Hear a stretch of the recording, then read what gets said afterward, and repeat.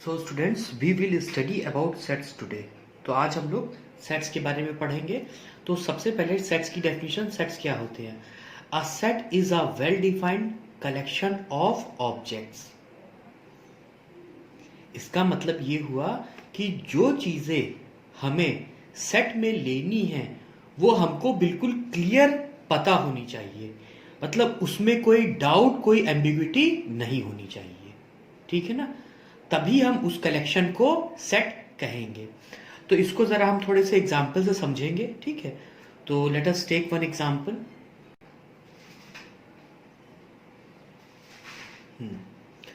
तो इसका एग्जाम्पल हम वन समझेंगे। पहले एग्जाम्पल जो है, ऑल नेचुरल नंबर्स। जो हमारे सारे नेचुरल नंबर्स होते हैं ये क्या है, ये एग्जाम्पल है सेट के। ठीक है, क्योंकि ये वेल डिफाइंड है, हमें पता है कि इसके इस सेट के क्या क्या एलिमेंट्स होने वाले हैं, जैसे कि 1 होगा, 2 होगा, 3 होगा। ठीक है, and so on up to infinity. अगर हम ये कहें 1.5 क्या होगा इसमें, नहीं होगा। ये बिल्कुल स्पष्ट है कि 1.5 नहीं होगा, इसमें 0 नहीं होगा, इसमें -1 नहीं होगा, इसमें √2 नहीं होगा। तो ये बिल्कुल क्लियर है कि इस सेट में कौन से एलिमेंट हैं, कौन से एलिमेंट नहीं है। तो हम कहेंगे कि ये एक सेट का एग्जाम्पल है। इसी तरीके से एक एग्जाम्पल हम और लेते हैं। तो ये क्या है, ऑल टेस्ट प्लेइंग नेशंस। ठीक है, तो ये भी एग्जाम्पल बिल्कुल क्लियर है कि इसके एलिमेंट्स में कोई भी डाउट नहीं है कि इसके एलिमेंट्स जो भी हैं बिल्कुल स्पेसिफिक हैं। जैसे कि इसका एग्जाम्पल, इसके जो ये सेट है ये उन नेशन का सेट है जिसमें ऑल टेस्ट प्लेइंग नेशंस, मतलब तो जैसे कि India, Pakistan, Bangladesh, Sri Lanka, England, Australia, New Zealand, then Kenya, then Zimbabwe. I am not sure about, because क्योंकि अब मैं रिसेंटली क्रिकेट देखना छोड़ दिया हूँ। तो ये, लेकिन अब जो लोग क्रिकेट देखते हैं, जो स्टूडेंट्स जो लोग देखते हैं, उन लोग को पता है कौन कौन से टेस्ट प्लेइंग नेशंस हैं। ठीक है ना, तो ये भी हमारा क्या, ये बिल्कुल वेल डिफाइंड है, इसमें कोई डाउट नहीं है। तो ये भी क्या है, एग्जाम्पल है सेट का। अब इसको हम एक और एग्जाम्पल समझते हैं, वो एग्जाम्पल जो कि सेट की कैटेगरी में नहीं आते हैं। तो इसको भी जब हम समझेंगे तो हमें कॉन्सेप्ट ज्यादा इसका क्लियर होएगा। अब जैसे यहां पे हम ये एक सेट लेते हैं, best student of your class. तो अब अगर हम ये कहें कि इट है अ set of best student of your class, तो क्या ये सेट हमारा वेल डिफाइंड है? क्या ये जो इसमें जो एलिमेंट्स हैं, क्या ये जिसमें ऑब्जेक्ट है, ठीक है, क्या वो वेल डिफाइंड है? अब जैसे अगर हमारे हिसाब से कोई स्टूडेंट जो मैथ में अच्छा है, वो उसको हम बेस्ट स्टूडेंट बोलेंगे। ठीक है, अगर कोई दूसरा टीचर है, ठीक है, जैसे हमारे इधर साइंस का कोई टीचर है, फिजिक्स का टीचर है, तो उसके हिसाब से जो बच्चा फिजिक्स में अच्छा है वो उसके हिसाब से बेस्ट स्टूडेंट होएगा। ठीक है, जो आपका क्लास टीचर है उसके हिसाब से जो बच्चा क्लास में डिसिप्लिन मेंटेन रखता है, ठीक है, और बढ़िया अच्छी कपड़े पहन के आता है, वेल ड्रेस्ड रहता है, वेल बिहेव्ड है, उनके क्लास टीचर के हिसाब से वो बेस्ट स्टूडेंट है। तो यहाँ पे जो बेस्ट स्टूडेंट है तो वो हमारा डाउटफुल है। ठीक है, वो वेल डिफाइंड नहीं है। अलग अलग लोगों के लिए अलग अलग स्टूडेंट हमारा बेस्ट स्टूडेंट है। ठीक है, तो यहाँ पे ये जो सेट होगा ये हमारा कैसा है, ये हमारा एक प्रॉपर सेट नहीं है, ये वेल डिफाइंड सेट नहीं है। तो ये हम कहेंगे ये सेट का एक करेक्ट एग्जाम्पल नहीं है। ठीक है, अब जैसे ये दूसरा एग्जाम्पल एक और देख लेते हैं, बेस्ट हॉलीवुड मूवी। अब बेस्ट हॉलीवुड मूवी हमारे लिए हमने कहा कि ये वाली मूवी बेस्ट है। अगर हम किसी दूसरे पर्सन से पूछेंगे तो वो 100% वो किसी और मूवी का ही नाम बताएगा। अगर हम किसी और से पूछते हैं तो वो किसी और मूवी का नाम बताएगा। ठीक है ना, तो ये जो हमारा सेट होगा बेस्ट हॉलीवुड मूवीज, ये जो हमारा कलेक्शन होगा, तो ये हर पर्सन का अलग अलग होगा। तो इसमें भी जो एलिमेंट्स हैं, ठीक है, या जो ऑब्जेक्ट हैं, ठीक है, वो हमारे वेल डिफाइंड नहीं है। तो ये भी हम क्या करेंगे, ये भी हमारा एक सेट, प्रॉपर सेट नहीं है। तो ये हमारे सेट नहीं कहलाएंगे, ये सेट नहीं है। लेकिन ये जो अबव टू एग्जांपल्स थे ये सेट हमारे थे। तो हमें पता चल गया है कि क्या सेट होते हैं। ठीक है, तो set is a well defined collection of object. Means जो सेट है उसके जो एलिमेंट्स हैं वो वेल डिफाइंड होने चाहिए, मतलब बिल्कुल स्पेसिफिक होना चाहिए कि कौन से एलिमेंट उस सेट का पार्ट हैं और कौन से एलिमेंट उस सेट का पार्ट नहीं। अब जो हमारा नेक्स्ट पार्ट आता है वो आता है हमारा रिप्रेजेंटेशन ऑफ सेट्स। अब हम सेट को किस तरीके से रिप्रेजेंट करते हैं? बेसिकली हम तीन तरीके हैं सेट को रिप्रेजेंट करने के। पहला तरीका है हमारा डिस्क्रिप्टिव मेथड, दूसरा तरीका है हमारा रोस्टर मेथड, और तीसरा तरीका है हमारा रूल मेथड और सेट बिल्डर मेथड। तो ये तीन तरीके हैं जिन तरीकों से हम किसी भी सेट को रिप्रेजेंट करते हैं। तो चलिए हम लोग लिख लेते हैं। हाँ, तो a set can be represented with the help of the following method. तो ये तीन तरीके हैं जिन तरीकों से हम सेट को रिप्रेजेंट करते हैं। पहला है द डिस्क्रिप्टिव मेथड, दूसरा है द रोस्टर मेथड, और तीसरा है हमारा द रूल और सेट बिल्डर मेथड। तो सबसे पहले हम पढ़ेंगे डिस्क्रिप्टिव मेथड के बारे में। तो डिस्क्रिप्टिव मेथड में क्या करते हैं कि हम वर्ड्स में उसको बस डिस्क्राइब, सिंपल लैंग्वेज में हम उसे डिस्क्राइब कर देते हैं, ठीक है, कि कौन से क्या मतलब इस सेट के क्या क्या एलिमेंट्स होने वाले हैं, इस बात को हम सिंपल लैंग्वेज में डिस्क्राइब कर देते हैं। इसको एक एग्जांपल से हम समझते हैं।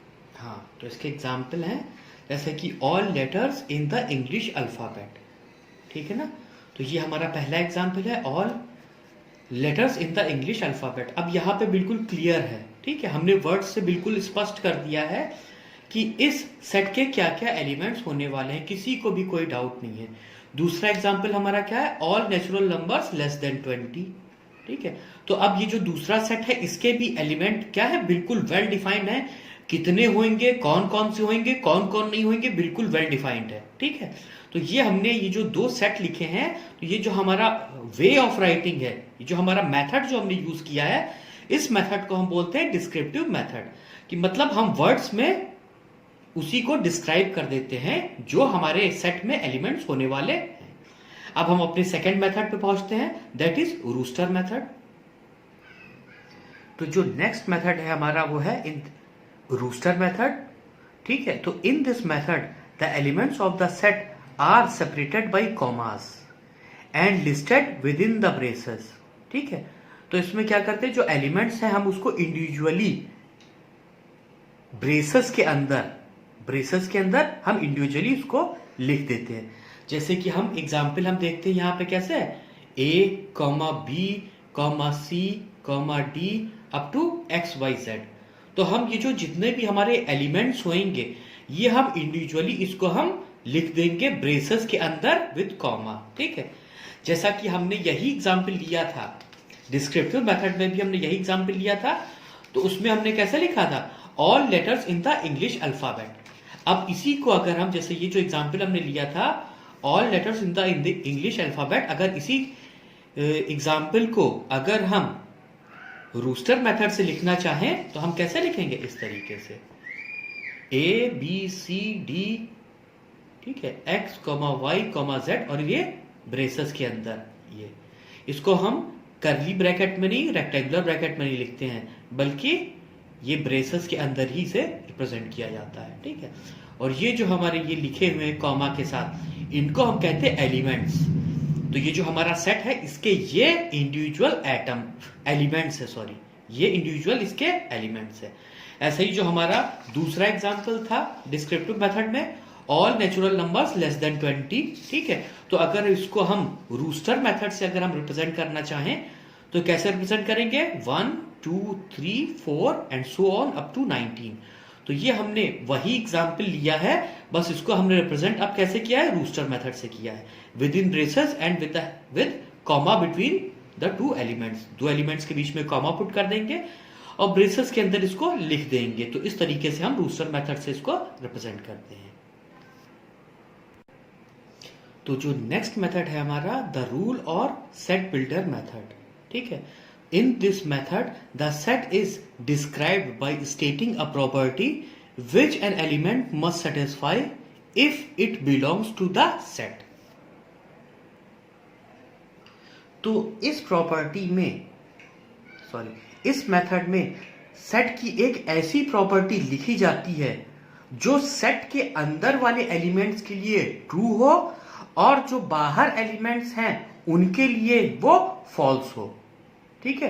तो सिर्फ जो सेट के अंदर एलिमेंट्स होंगे उनके ही लिए वो प्रॉपर्टी हमारी ट्रू होनी चाहिए, ठीक है। तो इस तरीके से किसी भी प्रॉपर्टी का यूज करके हम जो रिप्रेजेंट करते हैं वो हमारा सेट बिल्डर मेथड या रूल मेथड कहलाता है। तो इसको भी एग्जाम्पल से हम समझते हैं। तो यहां पे हम एग्जाम्पल देखते हैं। तो the set is equal to x, जो हमने ये लिखा, ये हमने कंडीशन लिखी है। The set is equal to x, जो सेट है वो एक्स के बराबर है, जहां पर x is a letter of English alphabet. जहां पर एक्स क्या है, एक्स एक इंग्लिश अल्फाबेट का लेटर है, ठीक है ना। तो ये हमारा क्या होगा, ये हमने ये कंडीशन बनाई है। तो वो एलिमेंट्स जो इस कंडीशन को सेटिस्फाई करेंगे, वो सारे एलिमेंट्स इस सेट के एलिमेंट्स कहलाएंगे। अब जैसे हम दूसरा वाला देखते हैं, इसमें हमने क्या कंडीशन बनाई है, the set is equal to x, जो सेट है वो एक्स के बराबर है, where x is less than 20, जहां पे एक्स हमारा 20 से छोटा है, comma x is element of natural numbers, और जो एक्स है वो क्या है, नेचुरल नंबर का एलिमेंट हो, ठीक है। तो यहां पे एक्स जो है वो नेचुरल नंबर है, इसका मतलब 1 2 3 4 5 6 7 8 9 10 अप टू इन्फिनिटी। और ये दूसरी कंडीशन जो हमारी बन रही है वो ये है कि वो 20 से छोटा होना चाहिए। तो सिर्फ 1 से लेकर 19 तक ही वैल्यू हम लेंगे। तो जो हमने पहले रिप्रेजेंटेशन के जो तरीके थे उसमें जो एग्जाम्पल लिए थे, वही एग्जाम्पल हम ले रहे हैं यहां पे भी, लेकिन यहां पे हमने रिप्रेजेंटेशन का तरीका बदला है। सबसे पहले हमने उसको डिस्क्रिप्टिव मेथड से एक ही एग्जाम्पल को लिया था, डिस्क्रिप्टिव मेथड में हमने लिया था, फिर हमने क्या किया, उसको हमने रूस्टर मेथड में देखा, फिर वही एग्जाम्पल हम यहाँ पे क्या सेट बिल्डर मेथड में भी वही एग्जाम्पल देख रहे हैं। तो सेट बिल्डर मेथड में इस सेट को हम किस तरीके से रिप्रेजेंट करेंगे, सेम सेट को इस तरीके से रिप्रेजेंट करेंगे। तो ये होते हैं हमारे 3 तरीके, जिन तरीकों से हम किसी भी सेट को रिप्रेजेंट कर सकते हैं। अब हम अपनी नेक्स्ट टॉपिक पे आ जाते हैं, जो है हमारा टाइप्स ऑफ सेट्स। तो हमारे डिफरेंट टाइप ऑफ सेट्स होते हैं, तो उनकी छोटी छोटी डेफिनेशंस हम लिख लेते हैं और बस एक बार पढ़ लेंगे, हमें समझ में आ जाएगा। तो अब आ जाते हैं टाइप्स ऑफ सेट पे। तो उसमें सबसे पहले हमारा कौन सा है, फाइनाइट सेट। तो फाइनाइट सेट हमारा क्या होता है, if the number of elements in a set are finite then the set is called finite set.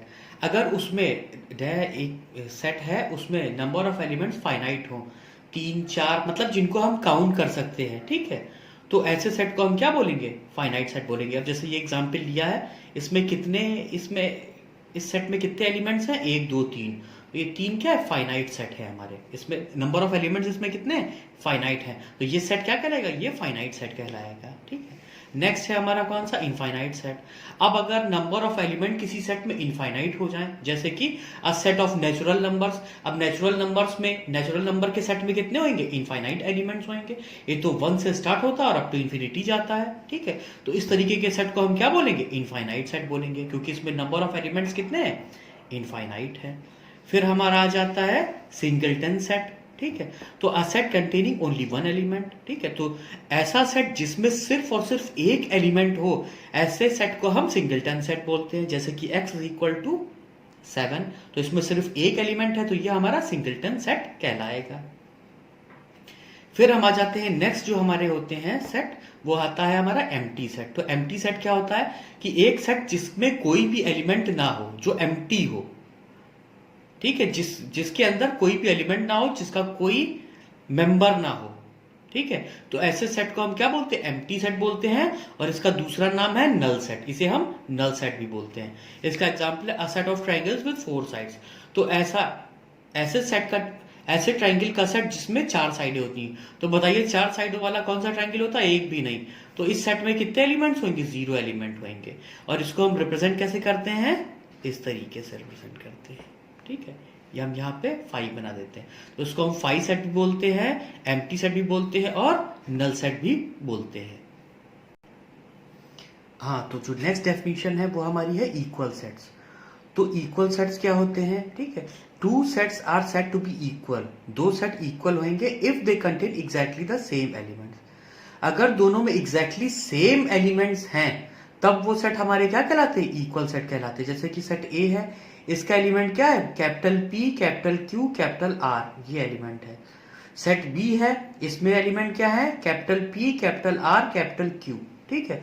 तो क्योंकि ऑर्डर से चाहे कोई भी एलिमेंट पहले हो चाहे कोई एलिमेंट बाद में हो, इससे कोई फर्क नहीं पड़ता है। तो दोनों में exactly same number of element है और बल्कि सेम ही एलिमेंट्स हैं, तो हम ये कहेंगे कि ये दोनों सेट ए और सेट बी हमारे क्या है, इक्वल है। ठीक है, तो इस तरीके से हम इसको रिप्रेजेंट भी करते हैं, बस इक्वल सिंपल पुट कर देंगे तो ये हमारा हो जाएगा दोनों सेट इक्वल।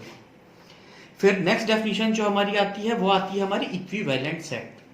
तो दो सेट हमारे इक्विवेलेंट सेट कब कहलाते हैं, दो सेट हमारे इक्विवेलेंट सेट कहलाएंगे तब जब नंबर ऑफ एलिमेंट्स दोनों में सेम होंगे। मान लो एक सेट है उसमें 4 एलिमेंट है, दूसरा सेट है उसमें भी 4 एलिमेंट है, तो दोनों सेट क्या कहलाएंगे, इक्विवेलेंट सेट कहलाएंगे।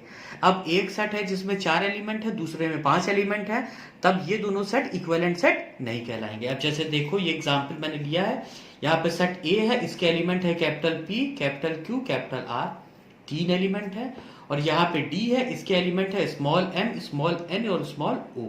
ठीक है, दोनों में 3 एलिमेंट्स हैं, तो हम ये कहेंगे कि ये जो सेट ए है और ये जो सेट डी है, ये दोनों कैसे सेट हैं, ये दोनों इक्विवेलेंट सेट्स हैं।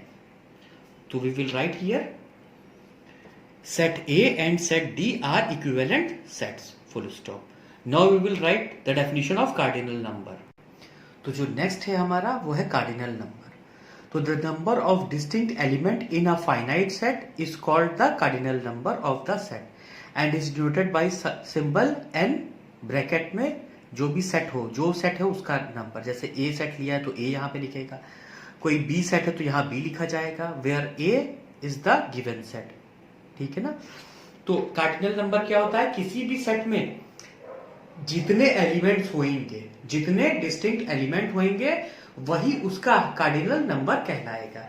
अब जैसे यहाँ पे ये जो हमने एग्जांपल लिया है, तो इसमें कितने एलिमेंट हैं, टोटल 3 एलिमेंट हैं, तो इस सेट का कार्डिनल नंबर हमारा होगा 3। और कार्डिनल नंबर को रिप्रेजेंट करने का तरीका क्या है, n, और ब्रैकेट के अंदर जो सेट होगा उसको हम लिख देते हैं। तो इस तरीके से हम इसको रिप्रेजेंट करते हैं। तो ये हो गया हमारा कार्डिनल नंबर। सो स्टूडेंट्स, ये हमारा जो है क्लास 6 के लिए ये हमारा वीडियो है। इसका एक और पार्ट आएगा, ठीक है, इसी का सेकंड पार्ट आएगा, वो क्लास सिर्फ 7th और 8th के लिए होगा। ठीक है, तो ये वाला पार्ट जो है ये 6th, 7th, 8th के लिए कंबाइंड है। ठीक है, जो अगला पार्ट आएगा वो सिर्फ 7th और 8th के लिए होगा। So that is for today students. Next video में बाकी क्या जो हमारा टॉपिक होगा वो हम लोग नेक्स्ट वीडियो में स्टडी करेंगे। गुड बाय बेटा। Let us start the second video of sets and the first definition of the second video is disjoint set. Disjoint set, if two sets A and B have no elements in common, then we say that A and B are disjoint sets. मतलब कोई दो set हैं, set A और set B, ठीक है, set A में जो element है वो सेट B में ना मौजूद हो, और जो सेट B में एलिमेंट है वो सेट A में ना हो, मतलब A और B में कोई भी कॉमन एलिमेंट नहीं हो। ठीक है, तब हम कहेंगे कि जो ए और बी सेट है ये कैसे हैं, डिसजॉइंट सेट हैं। तो इसका हम एग्जांपल लिखते हैं। तो हम मान लेते हैं कि सेट ए बराबर कितना है, 1 2 3 है, और सेट बी बराबर कितना है, 4 5 6 है। अब हम देख रहे हैं 1 देखो ए में है, बी में नहीं है, 2 ए में है, बी में नहीं है, 3 ए में है, बी में नहीं है, 4 बी में है, ए में नहीं है, 5 बी में है, ए में नहीं है, 6 बी में है, ए में नहीं है। तो कोई भी ऐसा एलिमेंट नहीं है जो दोनों में कॉमन हो। ठीक है, तो हम ये कहेंगे कि जो सेट ए और बी है ये कैसे सेट है, ये डिसजॉइंट सेट है। ओके, चलिए हम लोग नेक्स्ट डेफिनेशन लिखते हैं, that is subset. Subset, set A is a subset of set B if and only if every element in A is also an element in B. ठीक है, तो set A B का subset कहलाएगा अगर जितने भी एलिमेंट ए में हैं वो सारे के सारे एलिमेंट बी में हों। ठीक है, बी में वो मौजूद हों, तो हम कहेंगे जो सेट ए है वो बी का सबसेट है। ठीक है, तो इसको भी हम थोड़ा एग्जाम्पल से समझते हैं। तो यहाँ पे एक एग्जाम्पल लेते हैं, late set B is equal to small a, small b, small c and small d, and set A is equal to small a and small e, then we say that set A is a subset of set B। देखिए जो भी A में element है, जैसे A है तो वो B में भी है, ठीक है। ये हमारा देखिए स्मॉल b है, ये भी b में है, ठीक है। तो हम ये कह सकते हैं कि जो a है वो b का सबसेट है। और इसको हम किस तरीके से रिप्रेजेंट करते हैं? इसको हम रिप्रेजेंट करते हैं इस तरीके से, a is subset of b, that way we are going to represent it. और हम इसको कैसे रीड करते हैं? हम इसे, जो हमारा सिंबल है, इसको हम रीड करते हैं a is subset of b। This way we are going to read it. Let us take one more example. तो यहाँ पे एक और एग्जाम्पल लेते हैं। हम लेते हैं let z is equal to a b c d। ये हम एक सेट लेते हैं, ठीक है। अब इसके मैंने यहाँ पे देखिए इसके कितने 16 सबसेट्स बन रहे हैं, ठीक है ना। और यहाँ पे मैंने सारे इसके सबसेट्स लिखे हैं। जैसे कि हमारा पहला सबसेट क्या होगा? a, फिर एक और ये b जिसमें सिर्फ एलिमेंट b है, ये एक और सबसेट है। एक खाली c एलिमेंट वाला एक सबसेट होगा, एक सबसेट होगा खाली d एलिमेंट वाला, ठीक है। तो ये 4 हो गए।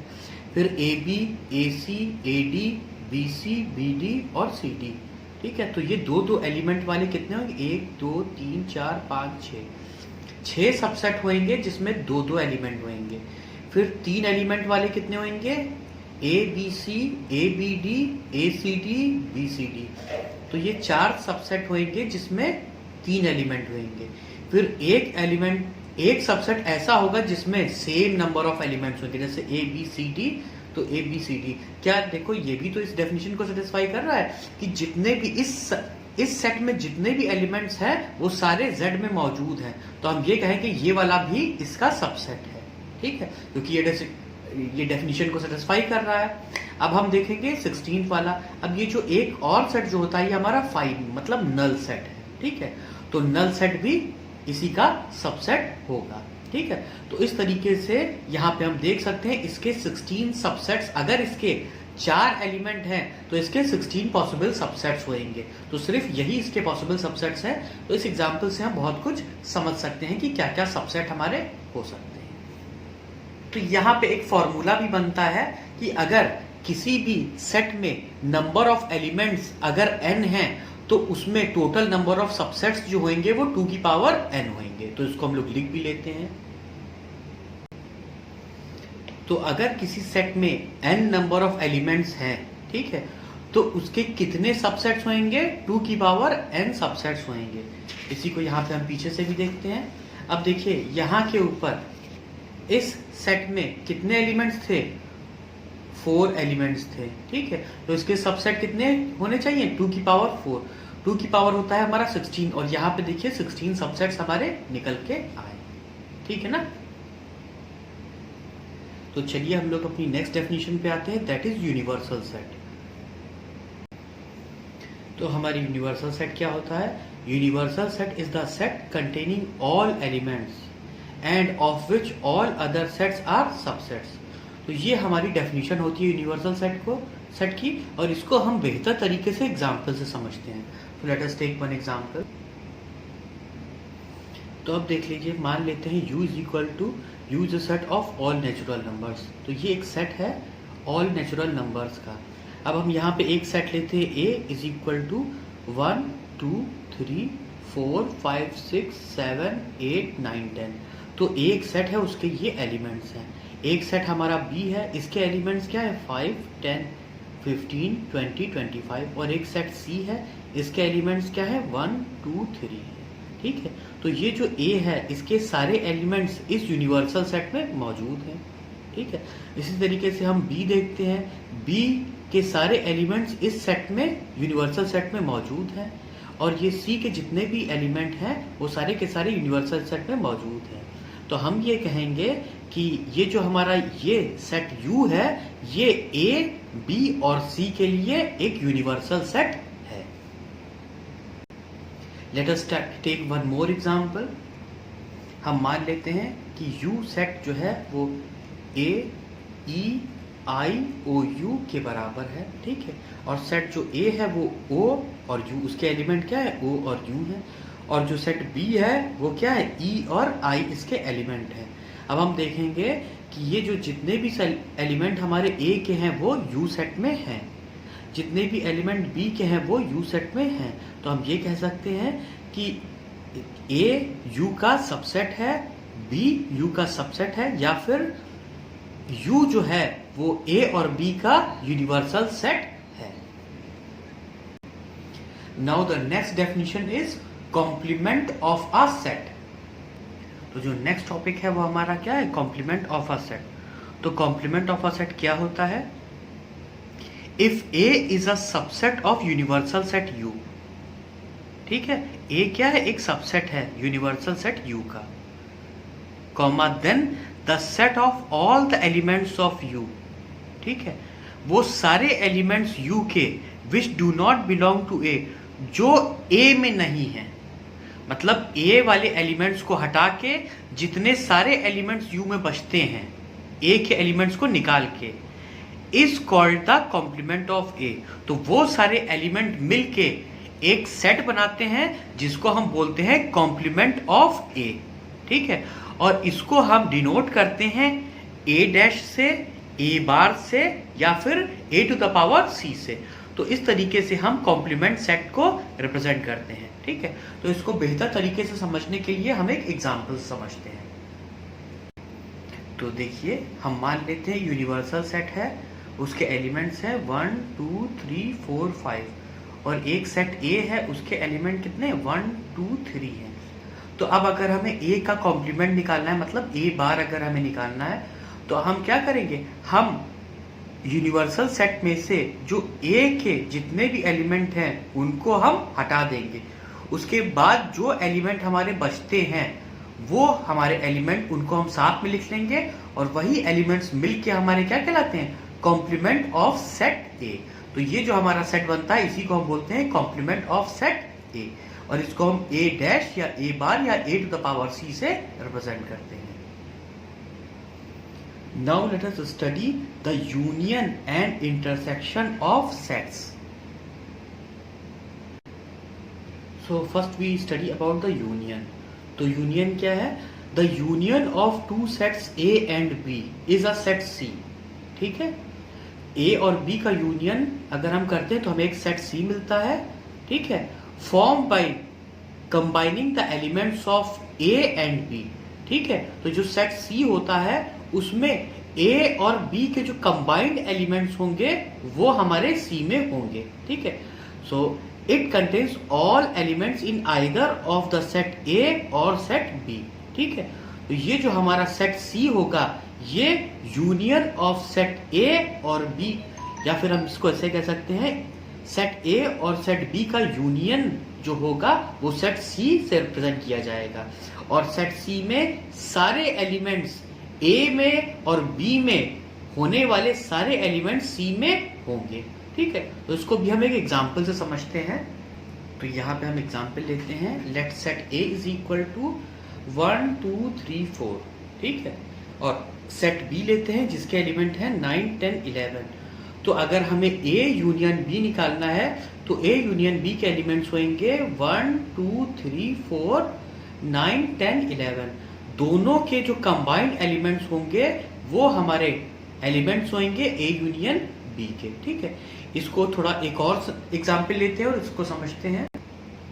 तो एक हम एग्जाम्पल लेते हैं, मान लेते हैं सेट ए के जो एलिमेंट्स हैं वो क्या है, स्मॉल ए small B small C small D, और सेट बी है उसके एलिमेंट है हमारे स्मॉल ए सी पी और क्यू, ठीक है। तो ये जो ए यूनियन बी होगा तो उसमें जितने भी एलिमेंट ए के होंगे वो भी होंगे, और जितने भी एलिमेंट बी के हैं वो भी होंगे, और जो एलिमेंट्स कॉमन हैं वो रिपीट नहीं होंगे, वो सिर्फ एक ही बार लिखे जाएंगे, ठीक है। तो जो ए यूनियन बी के एलिमेंट्स होंगे वो होंगे A B C D P और क्यू, ठीक है। तो जो कॉमन एलिमेंट्स होंगे वो भी एक ही बार लिखे जाएंगे, जैसे यहाँ पे देखिए ए इसमें दोनों में है, सी इन दोनों में है। तो ऐसा नहीं है कि हम ए को 2 बार लिख देंगे, सी को 2 बार लिख देंगे, सारे एलिमेंट्स एक बार लिखे जाएंगे, ठीक है। लेकिन सारे के सारे एलिमेंट्स यहाँ पे होने चाहिए, एक भी एलिमेंट छूटना नहीं चाहिए, ठीक है। अगर छूट गया तो हमारा आंसर रॉन्ग हो जाएगा। ठीक है, तो ये होता है हमारा यूनियन। तो हम आ जाते हैं इंटरसेक्शन ऑफ सेट्स में। तो उसकी डेफिनेशन क्या है? The intersection of two sets A and B is a set that contains elements that are both in A and B. ठीक है, तो अगर हम दो सेट का इंटरसेक्शन कर रहे हैं, तो वैसे सेट ए है और सेट बी है, तो सेट ए और बी का जो इंटरसेक्शन सेट होगा उसमें वो एलिमेंट्स होंगे जो दोनों में कॉमन है। ठीक है ना? अगर ए सेट और बी सेट में दोनों में जो कॉमन एलिमेंट्स होंगे वो इंटरसेक्शन सेट में लिखे जाएंगे। ठीक है, अब मान लीजिए कि अगर ए और बी में कोई भी एलिमेंट हमारा कॉमन नहीं है, तो ए इंटरसेक्शन बी लिखा जाएगा फाई सेट। ठीक है, तो इसको भी जरा हम एग्जांपल से समझते हैं। तो देखिए, हमने माना है let set A is equal to A है, उसके एलिमेंट्स हैं 1 2 3 4। एक सेट बी है, उसके एलिमेंट हैं 4 5 6 7। तो ए इंटरसेक्शन बी के जो एलिमेंट होंगे वो जो दोनों में कॉमन है, सिर्फ 4 कॉमन है, तो ए इंटरसेक्शन बी का जो एलिमेंट होगा वो 4 होगा। तो ये हो जाता है हमारा इंटरसेक्शन ऑफ सेट।